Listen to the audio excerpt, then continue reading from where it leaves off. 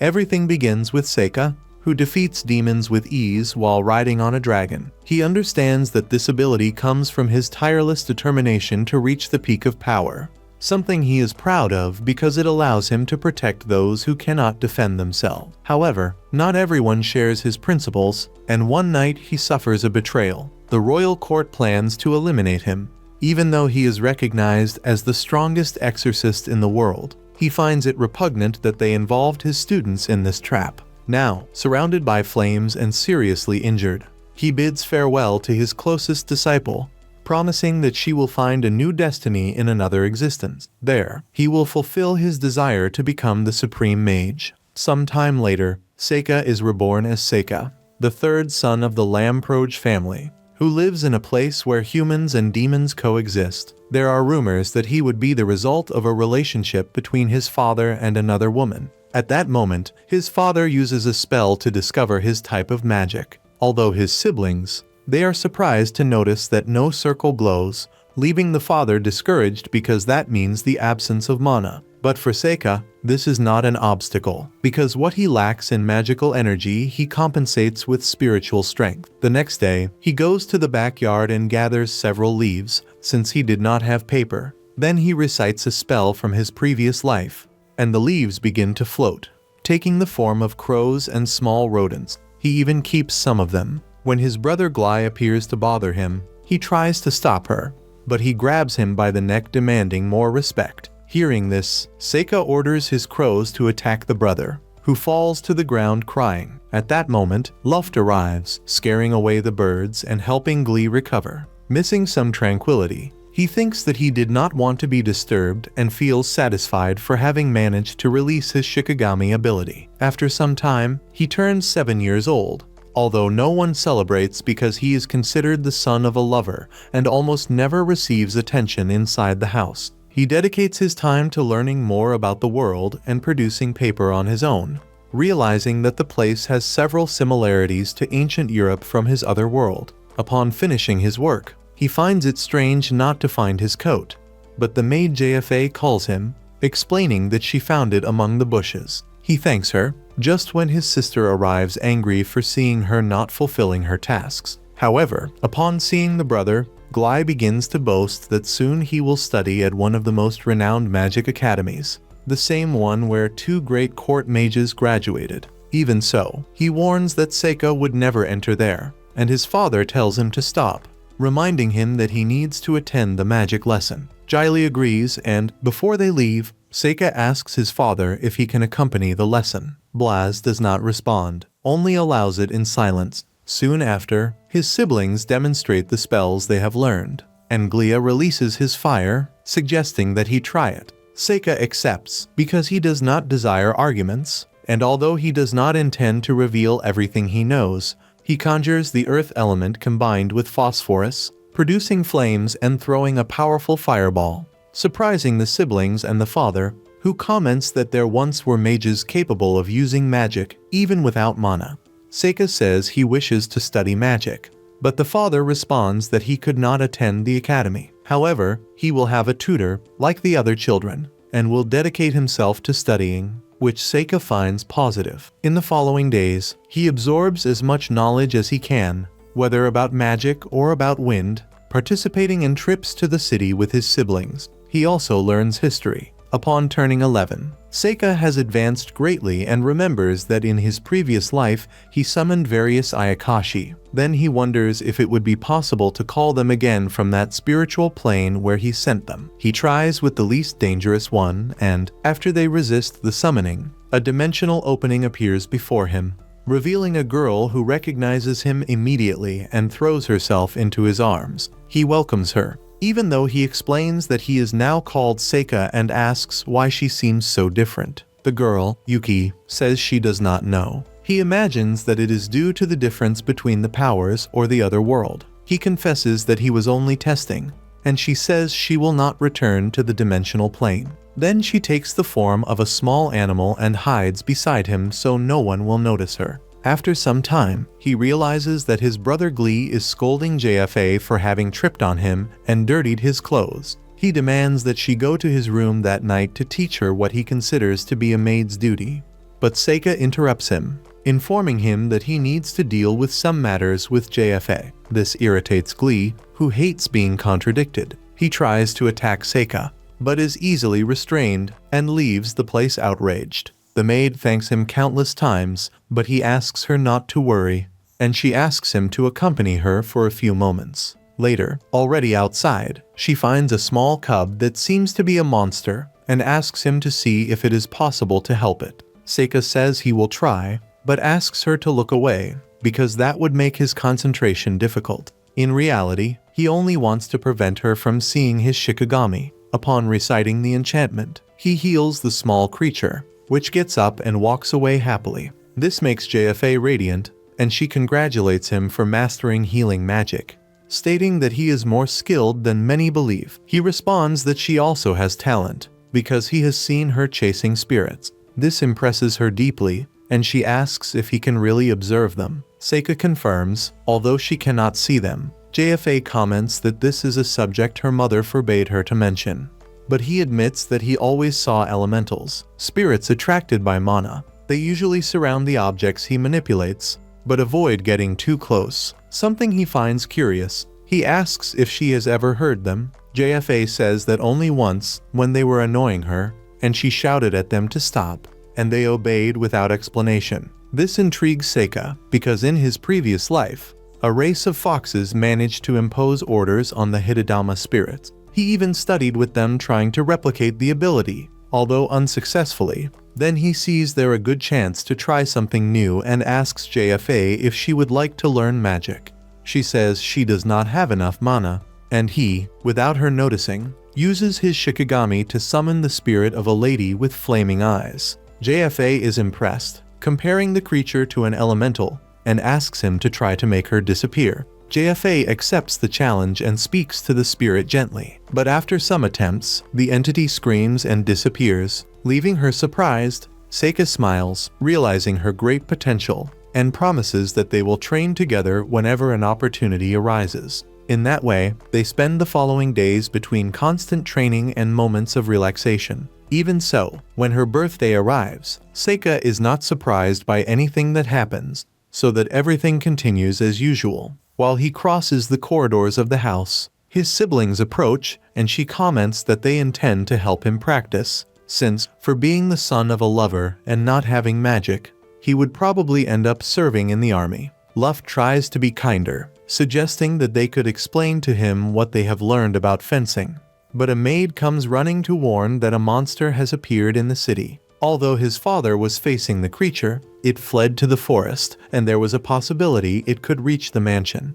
Seika tries to tell Luft that she is already there, when a huge roar echoes, causing Jis to shoot away, terrified to see an ancestral Triton, while Luft tries to organize everything, but is startled upon noticing Seika running alone out of the mansion, and watching the monster advance toward Jifa, who, frightened, tries to help another maid at the moment when a flame cuts the creature, surprising Seika, because it should be the Hidadama. Although Jifa probably summoned it without realizing it, he becomes excited and begins to draw the monster while everyone in the mansion watches. Seika jumps at the exact moment to release his power, casting a spell that hits the creature and immobilizes it immediately. He knows that he subdued it with a poison totally effective against amphibians, and also used fire magic to reinforce his strength against that species of salamander. Upon returning to the mansion, everyone begins to celebrate Seika's power, who defeated a monster with a single spell, leaving Ruff full of pride. Ruff applauds, and Seika only smiles, because it was exactly what he desired. In this life, he would be more cunning than in the previous one and much happier. Meanwhile, his father remains stunned by what happened, and, a few hours later, they prepare a banquet to honor Seika's achievement. Blaze comments that it would be difficult even for a renowned adventurer to perform such a feat.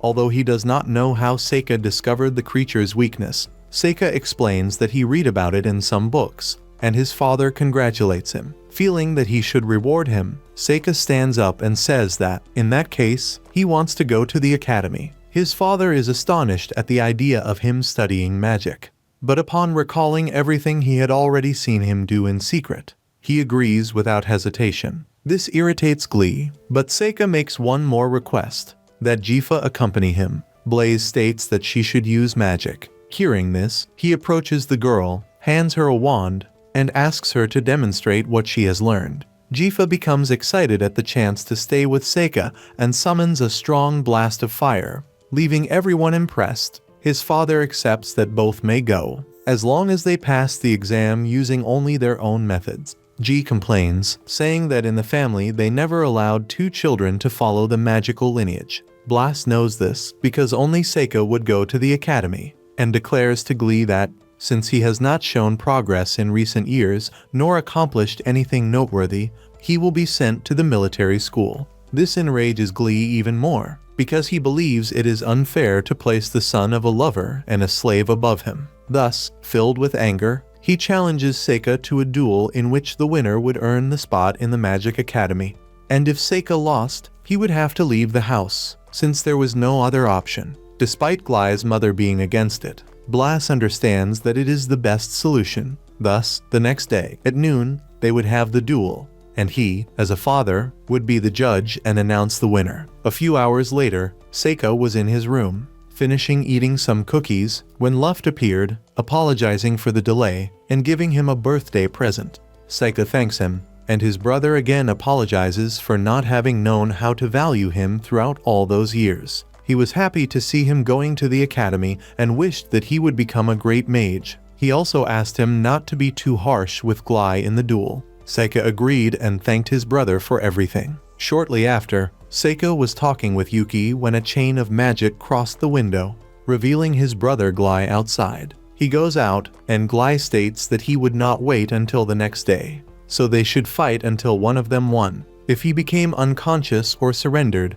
Gly immediately casts a fire explosion, laughing for being able to conjure that spell without needing to recite it, like a Jifa. Seika responds that he could improve it, leaving the brother surprised, as he did not injure him at any moment. Seika creates a cube that protects him from all the spells that Gly tries to cast, while he quickly summons one of his Shikigami and orders Gly to remain still, paralyzing him. At the same time, Seika presses one of his arms against the paper, making his brother scream in pain. Seika asks if he is going to give up, and Gly agrees. Although the pain is so strong that it makes him lose consciousness, Yuki questions whether it would not have been simpler to eliminate him. Seika responds that everything was within his plan, remembering how, with New's help, he also managed to summon the ancestral Triton from the cave and raise a shield to prevent anyone from seeing him. And although he had not planned for him to go to the city, at least he achieved his purpose.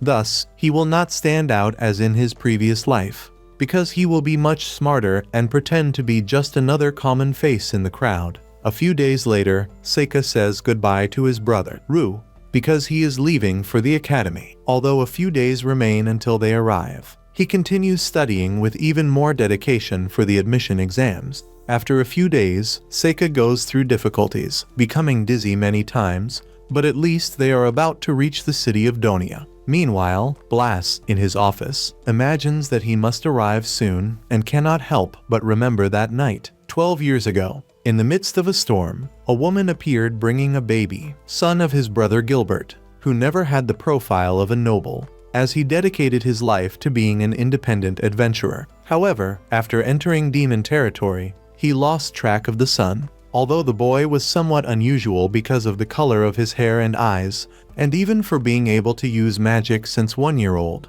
he even considered that his brother could have had a child with a demon, a theory he abandoned upon noticing that Seika had no mana. But now he had witnessed impressive things, like spheres that looked like fire but were composed of minerals, or the attack against the salamander, which was not just flame, but should involve some type of lethal poison. He knows that Gly did not approve of his decision, but if he sent Seika to the army, he could become a threat, and Gly preferred to see him as a great mage with solid principles. So, he hopes that everything works out. Meanwhile, Seika rests a little in his room after the entire trip. Even though Jifa does not seem very satisfied with the idea of having separate rooms and asks if she should go to his room that night, since now he is her master. Seika does not understand what she means and responds that, if she goes to dinner, she can eat whatever she wants. This leaves the girl discouraged, who leaves saying she will get something to eat.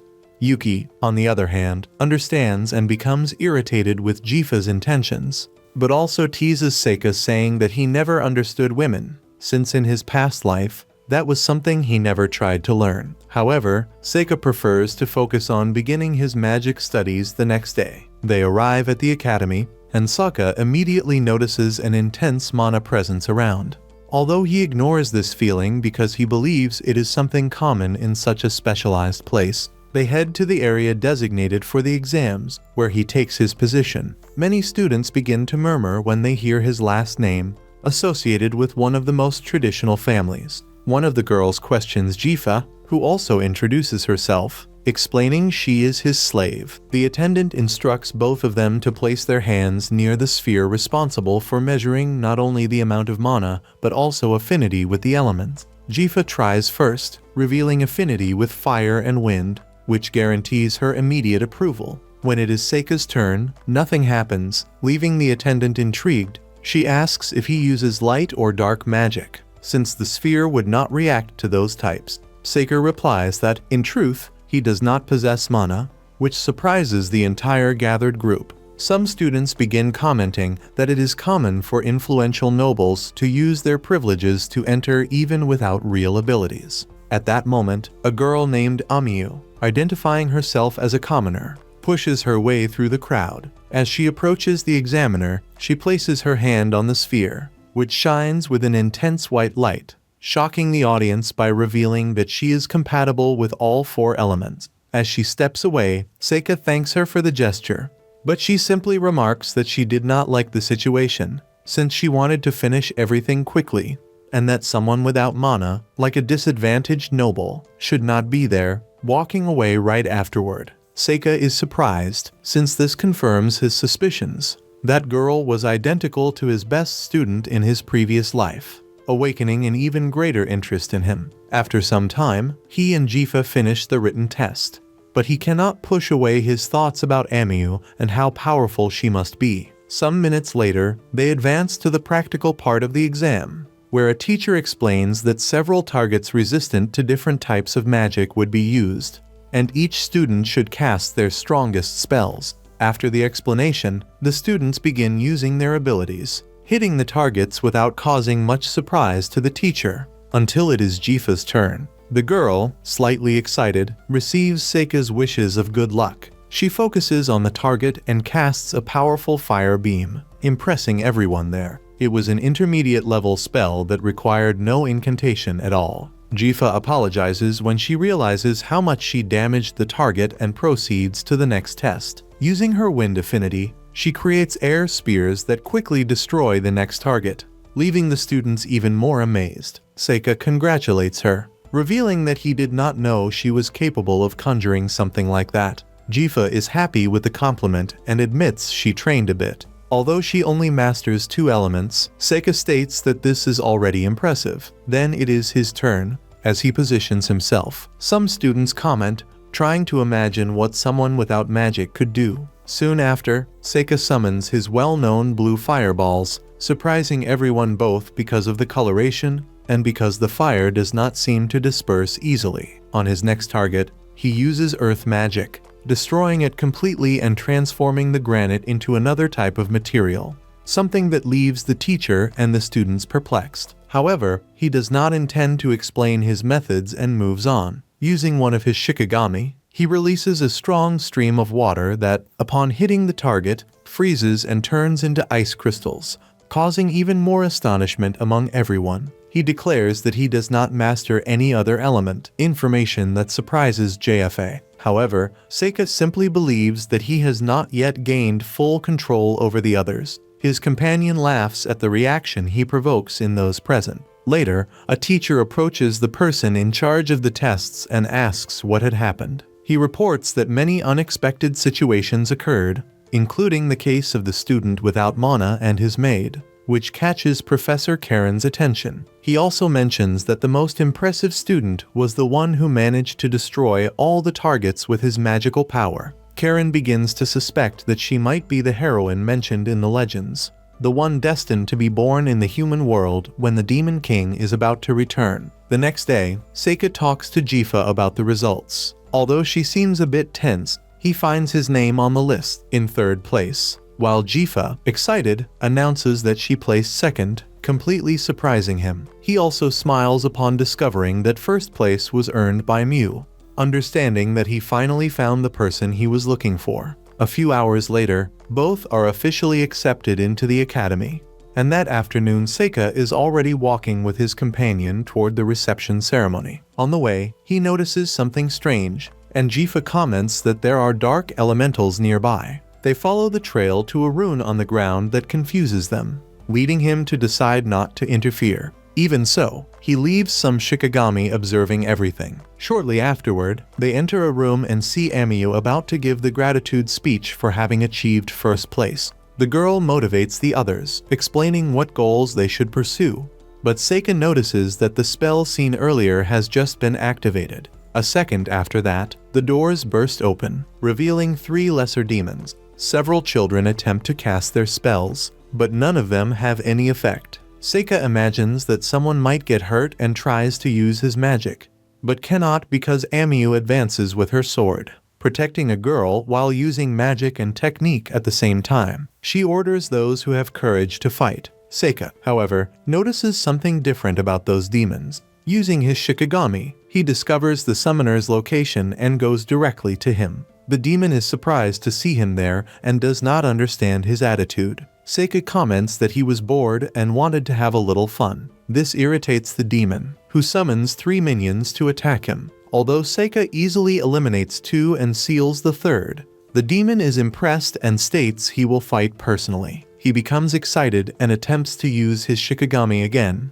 but nothing works since Gull blocks everything and can even see them. Seika is surprised and dodges a sword thrown by the demon. Gull teleports his weapon and manages to cause a slight cut on his face, laughing as he claims that a child would never defeat someone of his level. Then he launches a fire attack and teleports behind Seika, surprising him by cutting off one of his arms. Seika bleeds little and asks how he was able to see through his demons. Gull is impressed that he noticed this and decides to reveal the truth as a gift for his courage, explaining that he came in search of the heroine.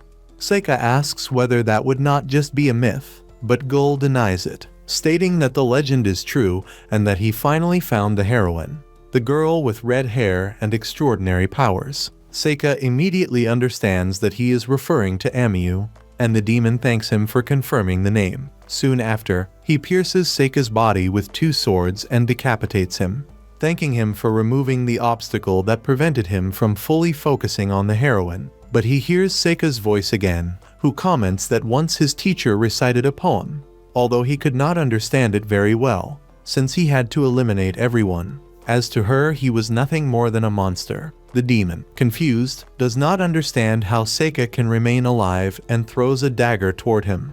But upon touching him, the weapon simply disappears, and he regenerates within seconds. Witnessing this, the demon concludes that Seika is capable of returning to life, so he decides he will eliminate him as many times as necessary until he can no longer revive, thus clearing the path for the heroine to advance. However, Seika merely laughs, reminding the demon that true strength does not come from possessing absolute power. The demon disagrees, believing that someone endowed with immense power would inevitably make anyone bow before their presence. Seika, however, smiles calmly, stating that he has already had that type of power, and then begins an attack using water magic, flooding the entire surrounding area while Gull teleports to strike from behind to respond to the attack. Seika summons a sealed creature that releases an electric discharge. Seconds later, Gull pierces his back, but Seika simply turns and smiles, showing that it was a terrible mistake to touch him that way. Then, he creates a large explosion and reappears instantly at a safe distance, letting his Shikigami take his place. Even so, Gull persists, for he believes that, despite everything, he has the strength to defeat him, and also assumes that Seika no longer has many amulets left to continue reviving. But Seika only laughs again, summoning thousands of Shikigami that begin surrounding him. He then decides to end the confrontation once and for all, casting his most powerful summoning spell, followed by another enchantment. At that moment, he opens several portals that lead to his other dimension, and it is then that Masushi appears. Gull is completely stunned, for not even the Demon King would have the ability to summon a dragon like that. But Seika explains that Masushi is an oriental dragon. Masushi grabs Gull with his mouth and lifts him to the sky, finishing him with a single snap of his jaws and devouring him right after. A few seconds later, Seika notices that Masushi is trying to escape, so he uses his Shikigami to chase the dragon. When Masushi moves in to attack him, Seika sends him back to the astral plane, while Yuki celebrates that he managed to resolve the situation, although she questions whether it was really necessary to use his Shikigami against such a weak demon. Minutes later, Seika returns to the academy and comes across great destruction. Jifa, a bit frightened, explains that Onmyouji defeated the 3 demons, which pleases Seika, since everyone considers Onmyouji the strongest. He thinks this is essential, for he needs her to be seen as the heroine and the most powerful person in the world, so that, when she is betrayed as he once was, the pain will not be so deep. Thus, he promises that he will make her become the most admired figure, while he himself will continue living peacefully, as he had planned. A month passes, and everything returns to normal, although Onmyouji still refuses to talk to Seika, something that does not affect him. Even so, he begins to think about how he might become her friend, as he has no idea how to build friendships. As he walks with Jifa, he notices something about to fall upon them and uses his Shikigami to teleport them. At that exact moment, Master Cordal appears, apologizing and explaining that he was trying to move some containers with dark magic, although he is not very skilled with that type of spell. Seika, silently, finds it strange that a human is able to manipulate 2 types of magic at the same time. Then, they proceed to Professor Karen's class, who announces that she will ask the 2 best students in the exams to indicate a list of new students for the forest. Seika immediately understands that there are demons there, so he asks Professor Karen what would happen if Jifa refused. Karen replies that, in that case, he would be chosen as the 3rd best student. Seika tells Jifa that she should refuse, for he intends to accompany Onmyouji, and Jifa agrees. At the end of the class, Seika apologizes for pressuring her to refuse, but Jifa states that she does not mind and asks whether he likes that type of girl. He quickly replies that he feels nothing for her, but he needs to become her friend, for with her power, she would become the strongest person in the world, admired and feared by all, something that would benefit him if she were by his side. This leaves Jifa slightly disappointed, for she believes that she could also be powerful, but at the same time accepts to follow him, regardless of what he decides to do. The next day, Seika goes with Onmyouji, who does not understand why he wanted to accompany her. He explains that he just wanted to talk, but soon notices a rune nearby. As they approach it, an intense light surrounds them and teleports them to an unknown location, where 3 lizards appear. Onmyouji eliminates 2 of them immediately with her sword and a magic attack, surprising Seika. A larger monster appears, and Seika uses his magic to summon wooden stakes that pierce it. Onmyouji is surprised by the spell used, and Seika apologizes, stating that his family learns little-known incantations. She assumes they are in a dungeon. Minutes later, they begin walking, for Onmyouji believes that staying still is not an option, since no one would see them there. To make the path easier, Seika uses 2 Shikigami as a light source, explaining that they work as talismans that illuminate wherever they go. This cheers Onmyouji, although she remains suspicious of the explanation. At the same time, Seika uses other Shikigami to leave a trail so the 2 who remained on the surface can search for them. Suddenly, several monsters appear before them. Onmyouji advances, defeating many, and manages to cut off the arm of a giant goblin. However, she is caught off guard, and Seika runs to her to defend her from the other goblins with his magic. Although the impact of the attack caused her to faint, Seika takes the opportunity to summon a centipede, which eliminates all the enemies. Minutes later, Onmyouji awakens and notices that all have been defeated. Seika asks if she is alright, and she confirms, although she is surprised to notice that she has no injuries. However, she soon feels the pain in her head again, and Seika creates a magic barrier that relieves her. He explains that there must be a curse on her and that the shield prevents any malignant influence from reaching her. Onmyouji reveals to Seika that she began to feel that way from the moment she entered the academy. He analyzes the data he has and comments that perhaps someone cursed her from a distance. The girl immediately stands up and shows everything she can so that he can check whether there is any mark. However, Seika finds absolutely nothing, and then states that it may be a different type of curse. Onmyouji asks whether there is no method to get rid of it, and he requests one of her strands of hair. Then, he places one of his small shikigami to serve as a substitute, explaining that when the talisman is damaged or disappears, she may notify him, for he would have a way to help her again. Curious, Onmyouji asks if he really has no type of bond with Ifa, to which Seika replies that he does not, clarifying that they are only friends. He also comments that he is the son of a mistress, and that the only person he truly got along with in his house was JFA. Hearing this, Onmyouji feels a bit uncomfortable, for she imagined that someone of nobility would have a completely different life. For this reason, she begins explaining that her mother is an influential figure within the guild, and that her father still works as an adventurer. Thus, what she has always enjoyed, from a very young age, was fighting. Her talent for it appeared early, and her determined stance made her start participating in expeditions with much more experienced groups. Many of those adventurers found it strange that she enjoyed herself so much and felt no fear of anything, even when several companions lost their lives in one of the expeditions. Onmyouji only insisted that they keep moving forward. For that reason, the guild began to push her away, and it was then that she decided to come to the academy, believing that there she would be able to learn other things and focus on new goals. But that proved impossible, because in fighting demons and monstrous creatures, she discovered that her true joy was combat. Seika responds saying that this is not strange, and that she probably still has not found the right environment. Many consider her different, but he believes that the problem is not her, but the fact that she has never been in the place she truly deserves. His words surprise Onmyouji more than she expected, and they end up giving her more encouragement. At that moment, one of the shikigami shines, drawing Seika's attention, who says they need to continue, since that was her first adventure, and it could not end that way. Onmyouji agrees, and together they advance, defeating countless creatures until they reach a room where the girl identifies the area boss. It is an extremely powerful monster, and facing it would be risky. Seika encourages her, stating that if they act together, they can succeed. The girl accepts and runs into the room. He tries to cast his magic, but it does not work,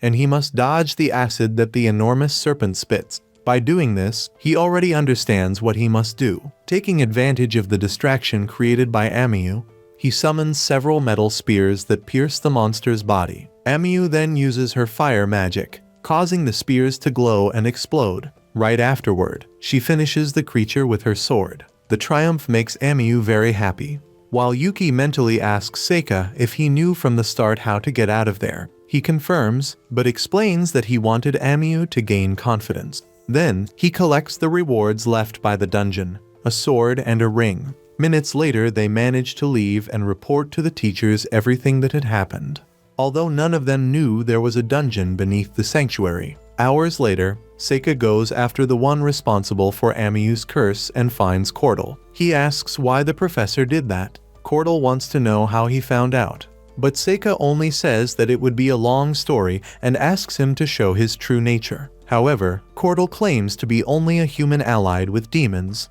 capable of conjuring an unprecedented curse, which took a little more time to act, but was extremely efficient. He would not allow himself to be interrupted before achieving his goal. Seika comments that Cordal may not have noticed that the curse was affecting one of his own talismans, and explains that he knows that spell was created to strike people bathed in demonic blood, something that, at that moment, only affected Onmyouji. He then opens a door and makes a demon appear, bathing himself in the creature's blood while reciting an incantation. Thus, he transfers the curse to himself. Cordal is utterly shocked and asks what he is doing, but Seika only smiles.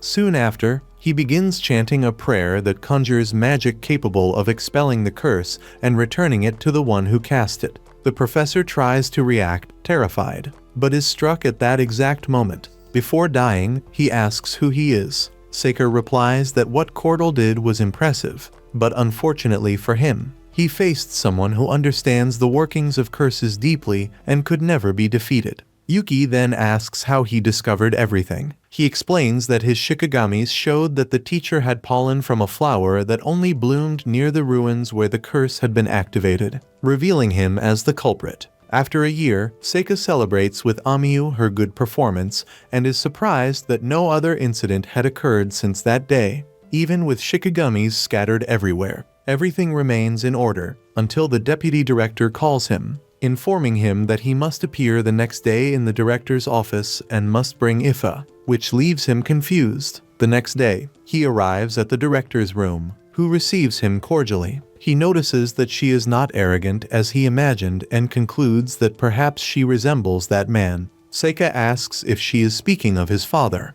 but the director clarifies that she refers to Blaze's brother, which surprises him, as he did not know he had an uncle. She decides to get straight to the point. She needs 2 students to represent the academy in a tournament. One of the places is already decided. It will be Mabel, who enters at that moment. For the second place, she says it can be Ifa or himself, and that Seika must choose. Later, he explains to Onmyouji why he decided to participate, but the girl is upset that he did not consider that she is among the best in the academy. Seika repeats the director's words, saying that they probably did not want to send the best of all to avoid the royal guard recruiting her immediately. So they chose to send him and Mabel. But as they leave the room, Onmyouji still does not understand why she was not chosen. She comments that Mabel is probably the daughter of some noble and that they only want to highlight her in such an event, believing she will give up in the first round for being weak. At that moment, Mabel appears and interrupts, saying that if Onmyouji was not selected, it is because she is weak. This deeply irritates Onmyouji, who assumes a defiant stance and asks 2 students to hand over their practice swords. She offers one to Mabel, stating that they need to find out who is truly the best, and asks Seika to start the duel. He agrees, interested in seeing Mabel's performance. The 2 fight, and at first they seem balanced. But after a few moments, Mabel gains the advantage and manages to destroy Onmyouji's sword, knocking her down and calling her weak. Onmyouji protests, saying that it was a sword duel and that Mabel should not have used magic. Seika is surprised, for he also noticed that she had resorted to dark magic. Still, Onmyouji acknowledges that her weakness would not disappear because of that and warns Seika that he must take the tournament seriously, for it will not be safe at all and many may die. Days later, Seika is already inside the carriage heading to the capital, still trying to understand why Onmyouji was also there. The girl also comments that she decided to accompany him because she considers him a friend. But Seika believes that no one there will ask for permission. Since he is already partnered with Jifa, he assumes that she came to observe how Mabel fights, while trying to calm himself down, as he gets easily nauseous in the carriage. Mabel states that everyone in the academy is useless, as they are only interested in childish attitudes. Seika responds that they are young for a reason, but Mabel insists that this is precisely the problem. Hearing the tone of the girl, he decides not to prolong the conversation, avoiding a slip-up, and returns to observing the scenery outside the window. After a few hours, they arrive at the capital, where traffic is slow because of the event. As soon as he gets out of the carriage, Seika is surprised to notice that Mel is not present. He says that he wants to go to the tournament venue first, as he needs to confirm something. They walk there, and upon arriving, Seika realizes that if he wins all his fights and Mel advances as well, the 2 will end up facing each other in a semifinal. It's strange to think about, but then he asks the girls to explore the city and enjoy the sightseeing. Since he wants to rest a bit to alleviate his dizziness, they agree enthusiastically, while Seika plans to use his shikigami to understand why the academy sent him to fight in place of Onmyouji. The next day, the tournament begins. Previously, only swordsmen competed, but now all types of warriors are accepted, including mages and fighters. The first to leave the ring, lose consciousness, or have their amulet taken will be defeated. Seika examines the amulet, knowing that it absorbs all damage received. At that moment, one of the first mages is called. Seika will face a quite famous warrior. Upon noticing him, the warrior provokes him for defeating a noble child. But Seika responds that he wants to finish quickly as he has a headache. This enrages the warrior, who attacks him, However, when he believes he has struck him, he realizes that it is only a Shikigami behind him, while Seika appears above him. With wind magic, the warrior throws him against the wall, immediately knocking him out and winning the duel. Everyone is impressed by the boy's magical strength and the speed with which he ended the fight. Seika remembers that he needs to fight with less power, while Yuki asks how far he plans to go, as he's drawing too much attention. He answers that he has that in mind, but for now, he is more concerned about his Shikigami, as he needs to gather a lot of information. Then, he sits with his friends to watch the next fight, between a mage and a swordsman named Kyle. No one knows who the boy is, so when the fight starts, the mage tries to say something but freezes upon seeing Kyle approaching slowly, mercilessly stabbing him with his sword. Seika, attentive, begins to understand the situation as Kyle is declared the winner and his opponent becomes the first fatality of the tournament. Many cheer at what happened, while Seika recognizes from Kyle's expressions that he is an experienced assassin. He also wonders if there are people capable of cursing with a glance, called evil eye users. The next day, the second round begins, where Seika faces a mage who controls a large golem resistant to many types of magic. Many wonder how he will handle it, but as soon as the fight starts, he uses a summoning to call a spiritual beast. In an instant, he cuts the golem, so fast that no one understands how it happened, believing it to be a wind spell. Seika asks the mage to surrender, which she does, allowing him to advance, although he is worried that if they discover he used a summoning, he will be disqualified.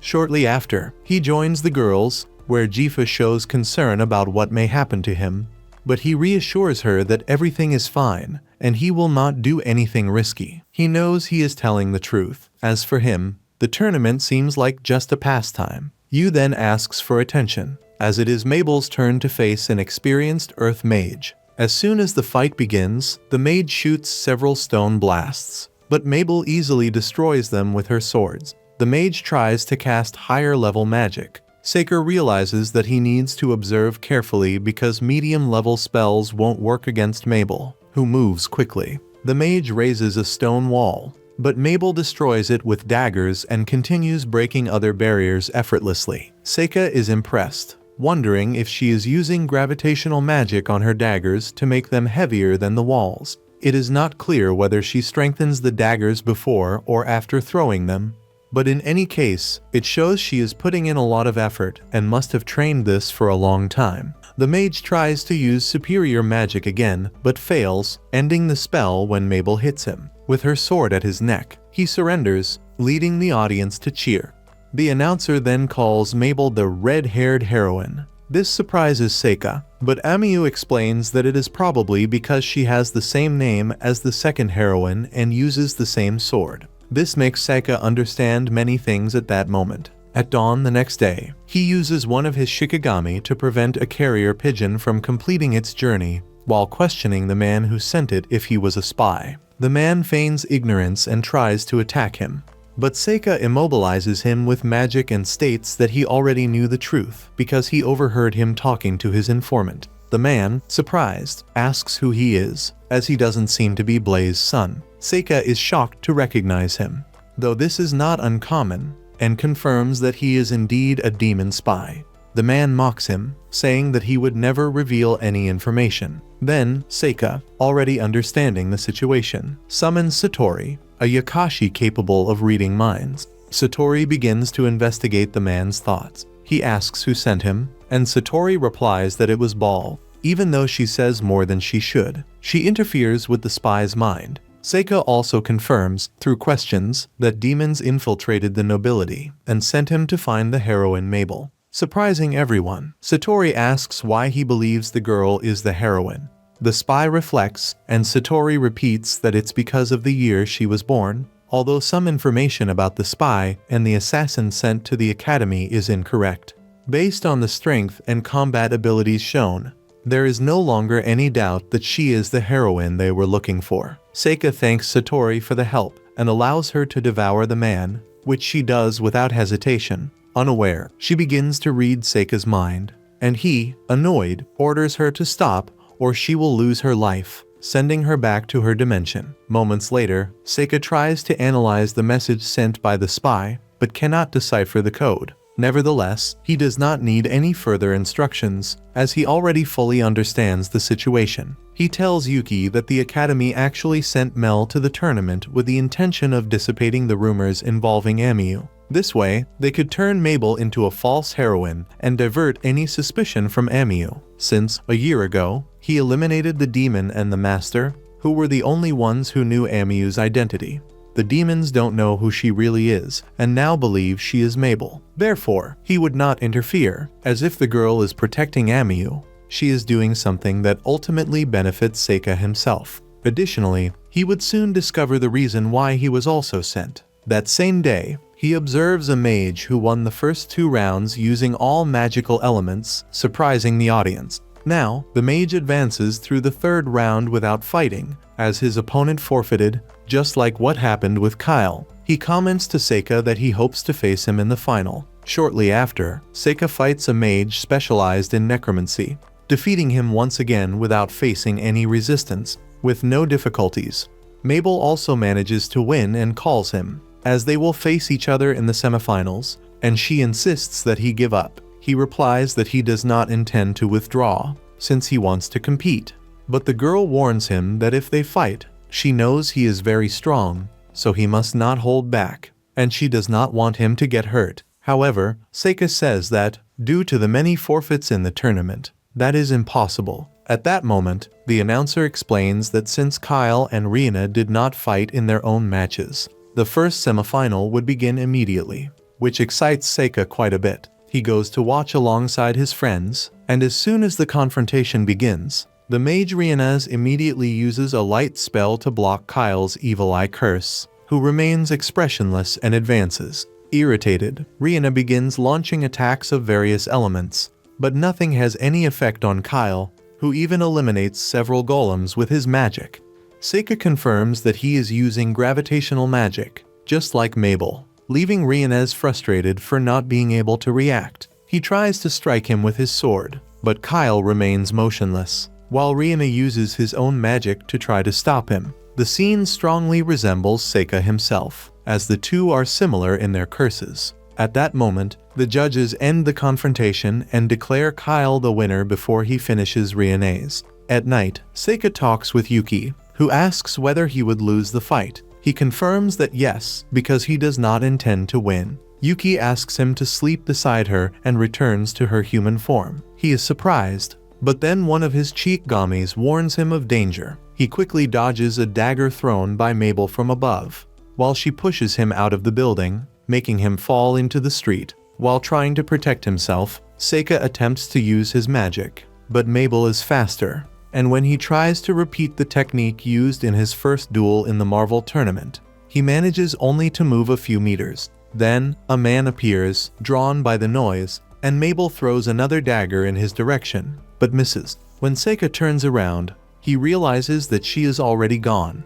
But now he becomes irritated, because if she had truly attacked him directly, he would not leave the situation as it is. Hours later, Mabel is still thinking about her brother when Seika appears, saying he wants to talk. She raises her guard, not believing that after everything, he is there only to talk. He admits that he does not wish to continue fighting. Furthermore, he knows she does not master that kind of weapon and that she was not trying to eliminate him, just as she did not attack the drunk man. Mabel agrees, as she did not intend to eliminate him.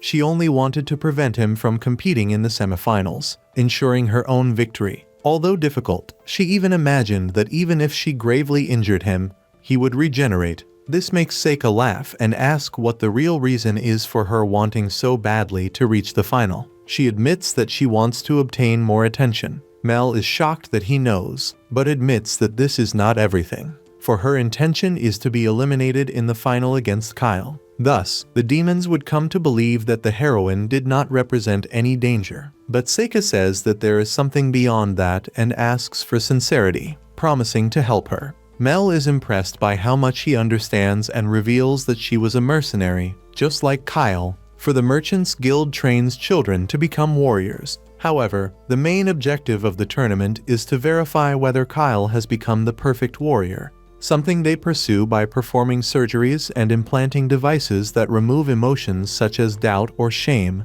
turning young people into obedient machines. The guild usually forms groups with 4 children always together, creating deep bonds until one is chosen to undergo the procedure. After that, the operated one must eliminate the other 3 to prove that it works. In their group, Kyle was chosen, and Mel should have been killed but was sold before that. Now she needs to die in the final, although she confesses that she does not care about the matter of the heroine or the guild. All she wants is revenge against Kyle for what happened to her brother, one of the boys eliminated by him. But Seika says she is hiding the truth, because Kyle is, in fact, her brother, as they have the same eye color and he knows she dyes her hair. Male is surprised, but admits that before the surgery, Kyle asked that if one day he ceased to be himself, she should free him. Now, seeing that her brother no longer exists and that a machine without feelings has taken his place, she feels she must face him. It does not matter if she fails, because if Kyle does not kill her,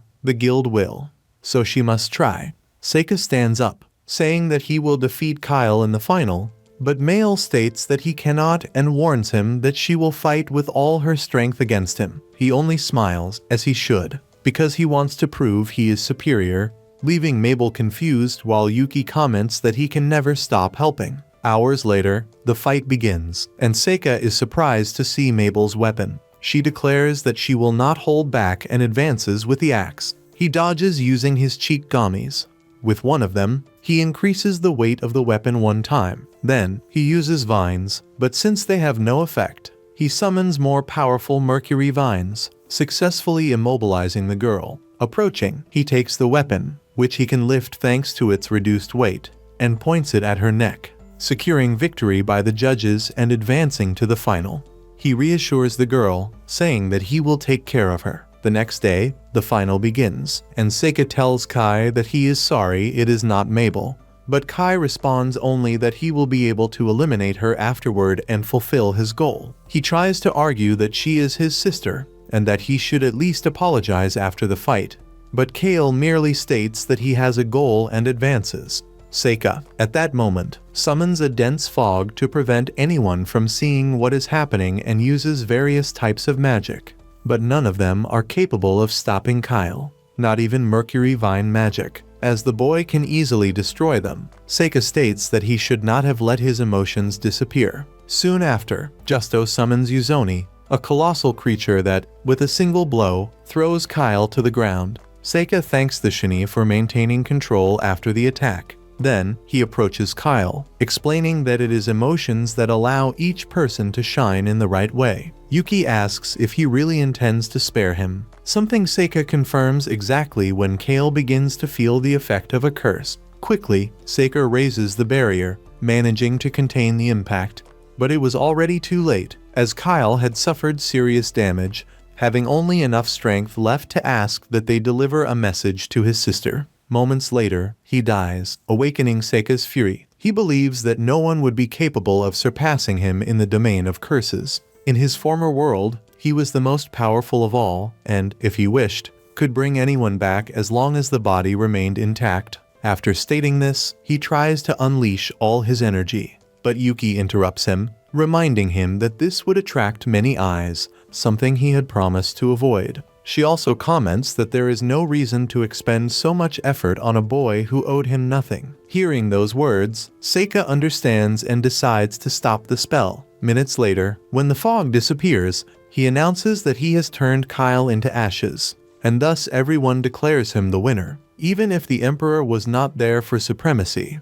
what really mattered to him was the money he would receive for the victory. Hours later, Seika accompanies Mabel to the place where she had buried Kyle's body, apologizing for what happened. However, she replies that she already expected this outcome, as she suspected that her brother was cursed and that this would prevent him from returning to his true self. Although Seika had confirmed that her name, Mabel, was real, since Kyle repeated it several times, he also explained that the boy had left a message asking for forgiveness for the Clover incident. This made Mabel cry, remembering that before her brother's surgery, he had ruined a figure with that symbol, which caused an argument between them. Now, however, she would forgive him for everything, as she understood that, deep down, he was still the same.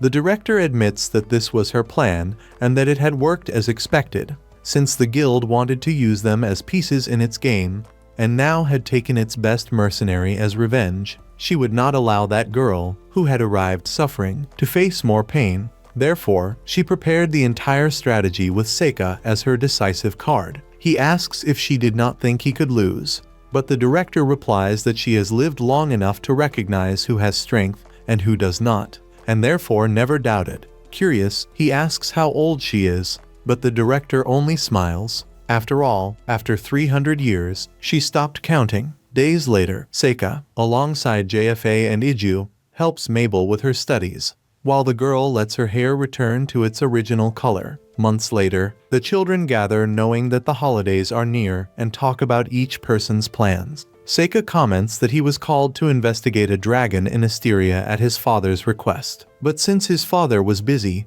he decided to accept the task alone. Thanks to his good grades at the academy, Onmyouji and Mabel try to convince him to accompany them, but he refuses, saying that they need to stay there. However, Jifa receives an invitation to travel with him, but at that moment, Prince Cecilio and his maid Lies enter the room. Surprised by the state of the academy, the prince goes straight to Seika. He introduces himself as the Crown Prince of Asteria. Seika greets him respectfully, saying that there was no need for him to come there, as he would be present the next day. However, Cecilio is shocked when he sees Jifa and quickly holds her hand, bowing before her. He invites her to join his group of wives, as he found her very beautiful from the moment he saw her. Embarrassed, Jifa replies that she is only a slave and belongs to Seika. The prince then asks how much he would like to receive for her, but Lies suggests they continue the conversation elsewhere, as they were drawing too much attention. Minutes later, Seika talks to the prince.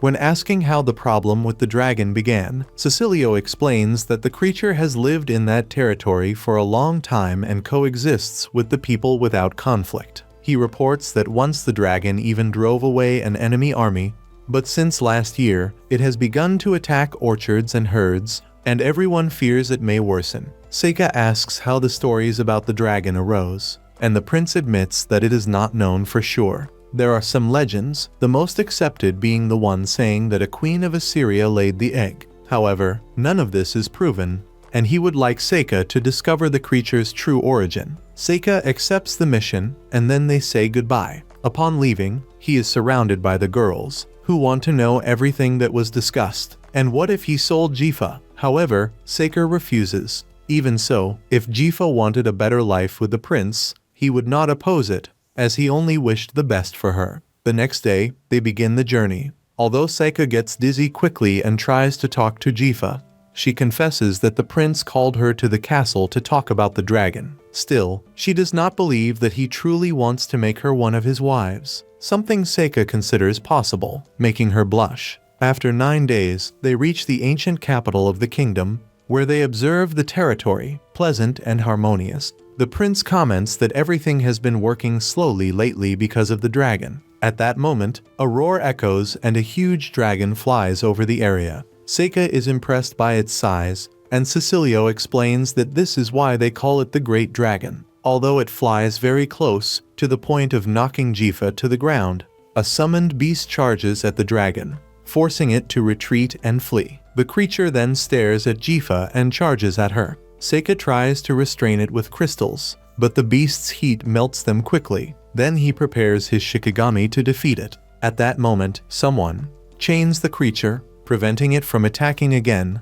ordering it to respect the pact. The prince arrives quickly, demanding to know why Chi had released the creature, since it attacked his guests. However, Sek replies that the dragon has been like this since he left, to the point of attacking people, and that he was only trying to scare it. Seika then approaches the prince and asks who that person is, to which Cecilio reveals that Sek is the leader of a group of mercenaries hired to eliminate the dragon. However, Seika states that, no matter how strong the summoned beast is, trying to scare it would only make the dragon fly to another country in Anza, causing an even bigger problem. This angers Z, who claims he has already defeated several dragons, while Seika responds that, if he had not interfered, his companion would have been seriously injured, as he was moments away from reducing that creature to ashes. Seika assures that he can control his beasts without difficulty, but the prince orders him to leave. He obeys, although visibly annoyed.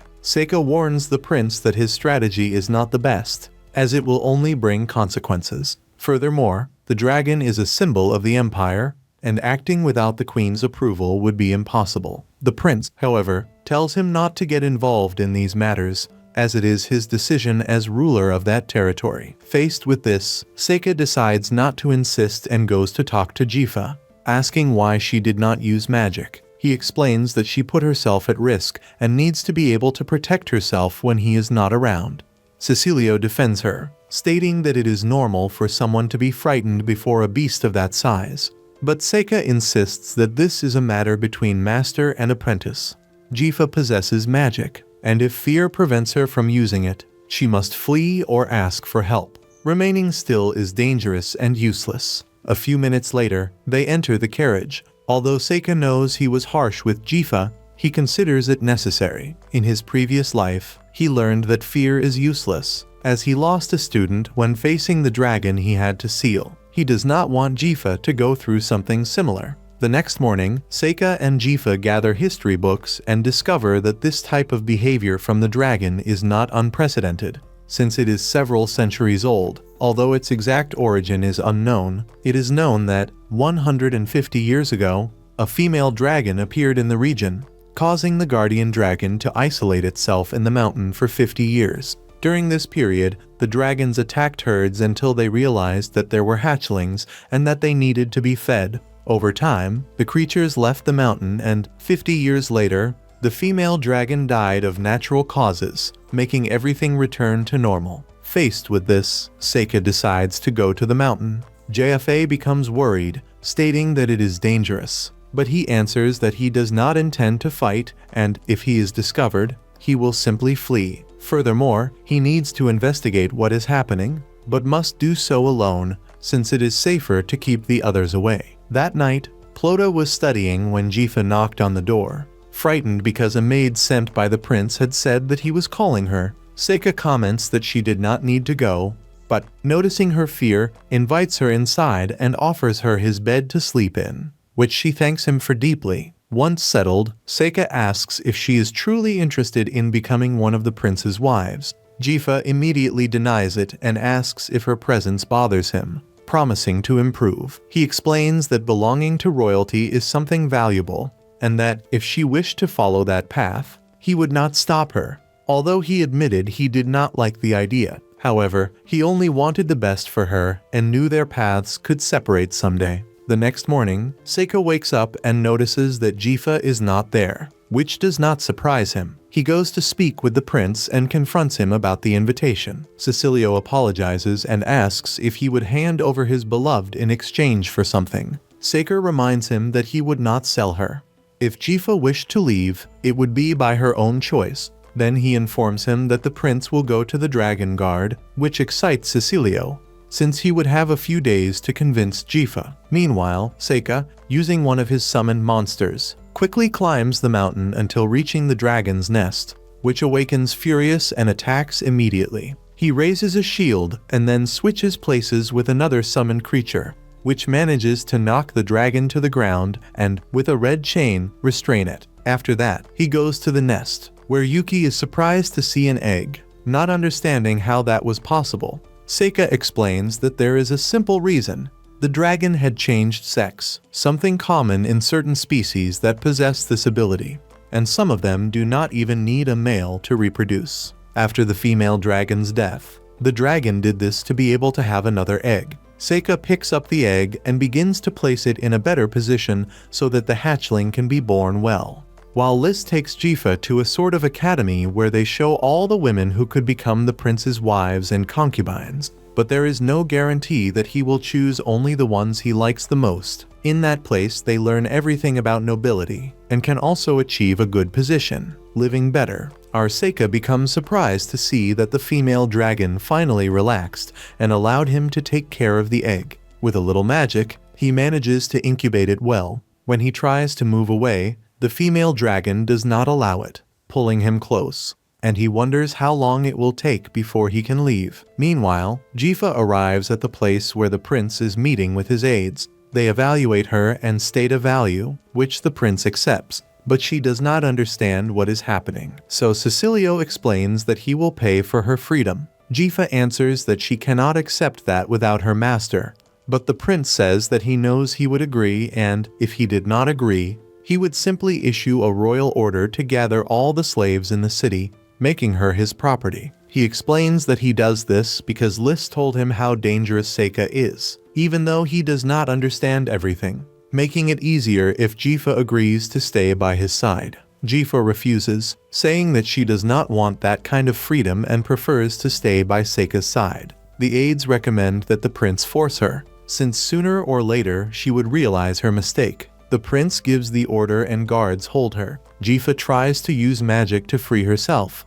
but Lis warns that it does not work inside the sanctuary. He apologizes, but he would not allow her to continue with someone so monstrous. Lis makes a small cut on her finger, as just a little blood is enough to complete the freedom order. Before they can finish, a shadow covers the place, and the dragon breaks the barrier at the moment Seika appears on the female dragon's head, explaining that they are close, which is why he allows that, and that he needs someone who controls fire magic to help with the eggs hatching. He calls Jifa, who accepts emotionally, leaving everyone shocked. She says that she loves him very much and prefers to follow him. The two climb onto the dragon and fly away. Jifa thanks Seika, who does not understand the reason, but she simply hugs him. Minutes later they arrive at the nest, where Seika senses a presence and immobilizes a fire beast, asking the mage to come out. The boy appears with his group, and Seika says he already imagined it was them, since they wanted to keep the dragon's hatchling. Sek confirms that the prince fell completely into his trap,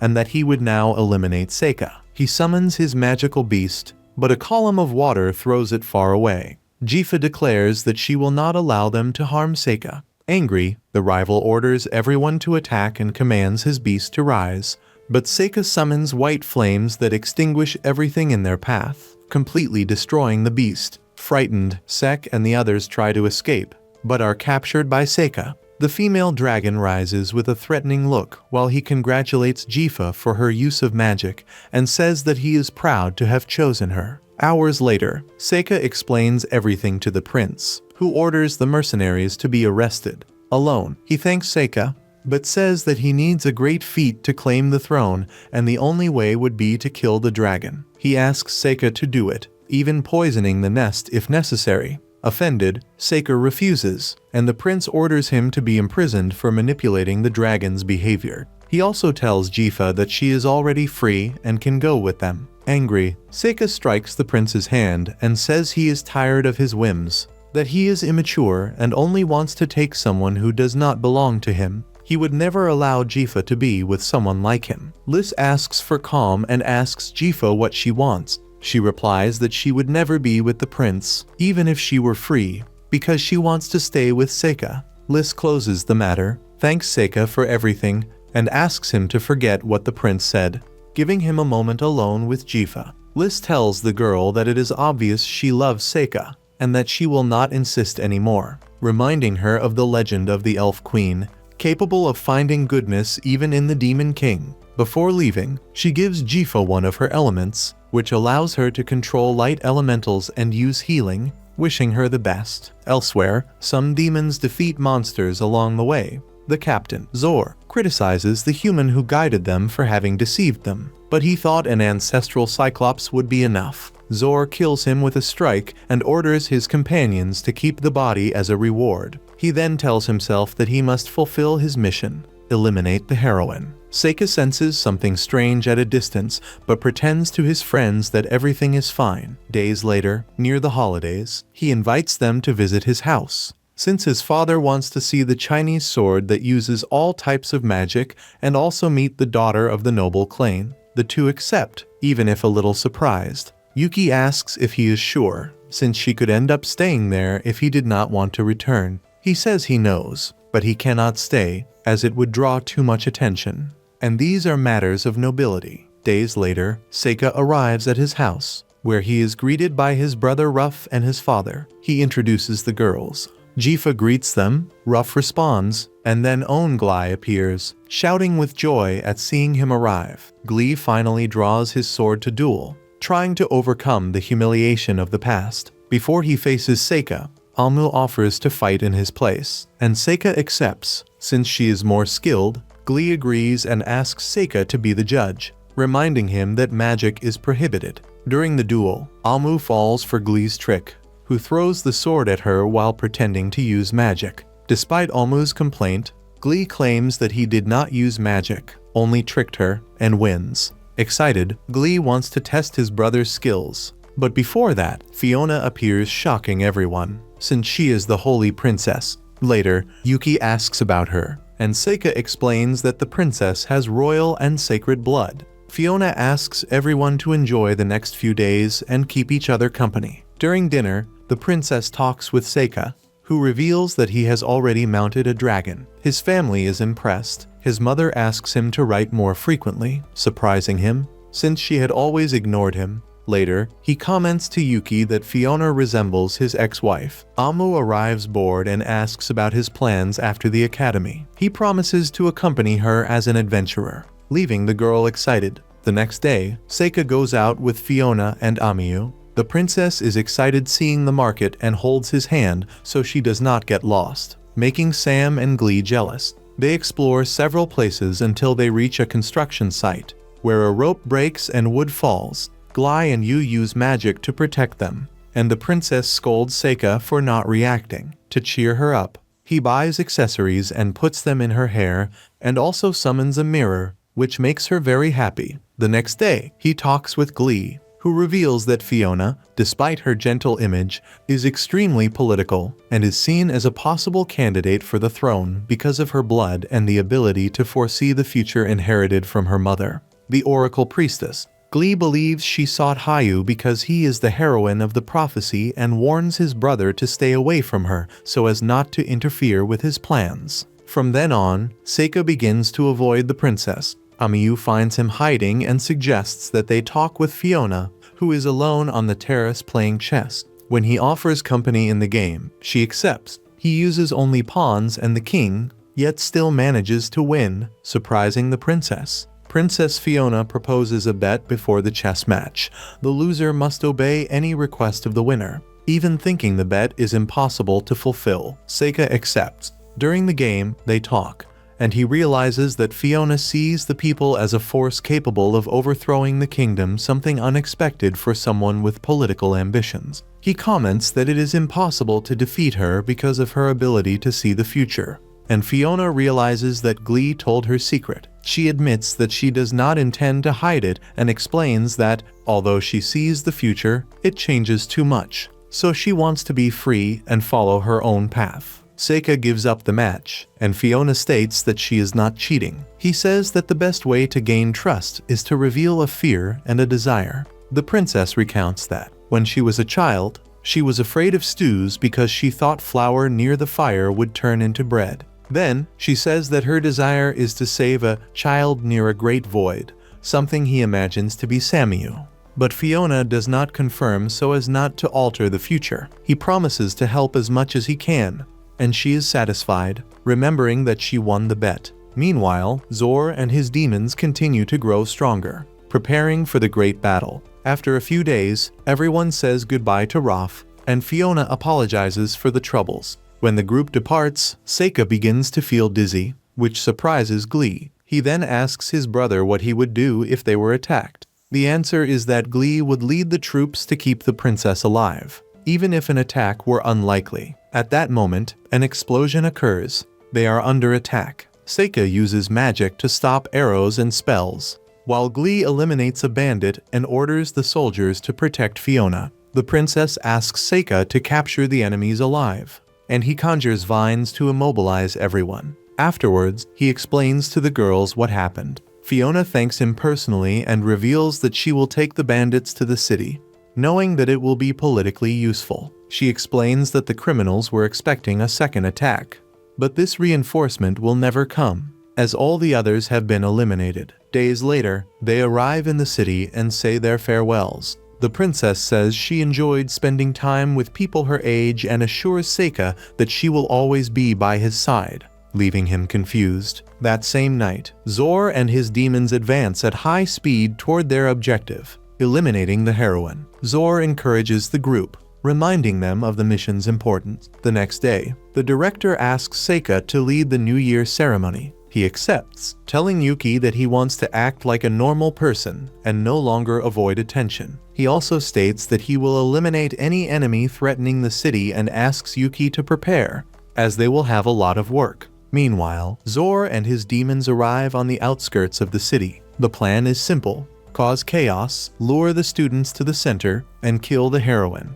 Gal arrives first and attacks through the mist. Lonnie and Pierce also appear, commenting on how much they have grown since discovering the power of their captain. Upon seeing a figure running, Lon uses his black wolves, which return bringing something for him. Nearby, Merritt blocks daggers enthusiastically. Mabel asks who sent him, but the demon only smiles, certain that she will be his first victim. Mabel tries to attack the demon Merritt, but he easily dodges and mocks her. Even when Mel stabs him with magic, Merritt frees himself effortlessly, explaining that his captain recognized his resistance to various elements. He advances with full force, but only hits one of Seika's Shikigami. Meanwhile, Zor and his demons reach the academy, but realize that they are fighting only talismans in human form. At that moment, they hear Seika singing and discover that all the students were Shikigamis. He reveals that Merritt had already fought against a real person, but is immediately decapitated by one of Seika's Shikigamis, who notes that even a bandit was harder to defeat.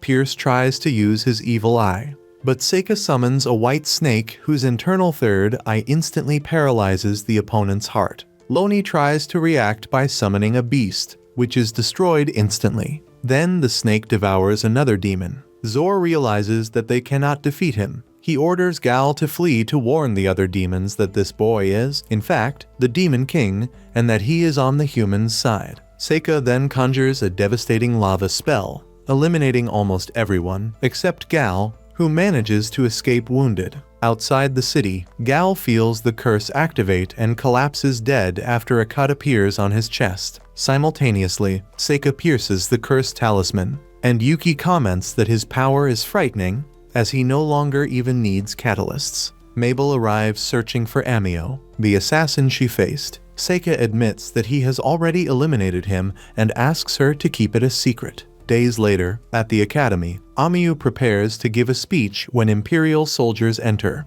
accusing her of conspiring against the Empire and of having eliminated a demonic envoy in reality. One of the demons, she is taken by force. Seika tells his colleagues that they will find nothing against her. When talking to the director, he discovers that there are political forces seeking to eliminate the heroine. Desperate, he asks how long it will take to free Amio, but the director asks him to remain calm. Ignoring the advice, Seika summons Masushi, the dragon, who submits. Yuki warns him that releasing his power in the capital could repeat the fate of his past life, but Seika decides that he does not care.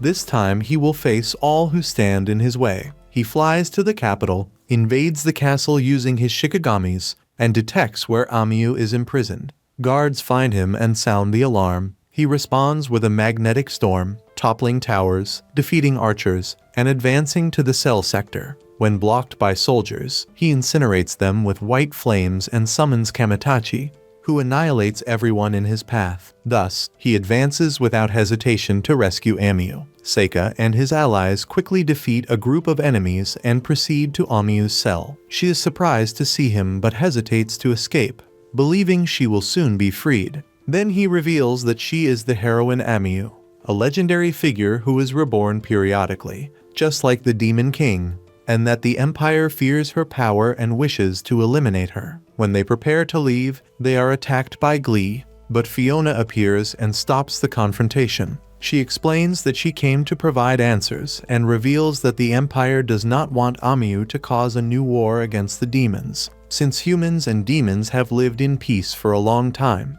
Even so, Fiona states that she does not want Amio to die and promises that she will leave alive if Seika departs without fighting. He realizes that Fiona had been trying to gain his trust from the start, but after an emotional confrontation, she allows him to take Onmyouji. Fiona asks Glee to remove the guards and leads everyone to the castle exit, where a carriage awaits to take them to the city of Jada. Onmyouji thanks Princess Fiona and bids her a nostalgic farewell. Before departing, Seika uses a never-before-seen power and revives all the dead guards, which complicates Fiona's plan to attribute everything to a demon attack. Even so, she wishes the group good luck. Later, Fiona confirms to the shadows that Seika is the Demon King protecting the heroine, something she had always suspected. The next day, Fiona sends a letter to JFA and Mabel explaining everything. Upon arriving at the city of Jada, Seika and Onmyouji find their companions fighting and are happy to reunite,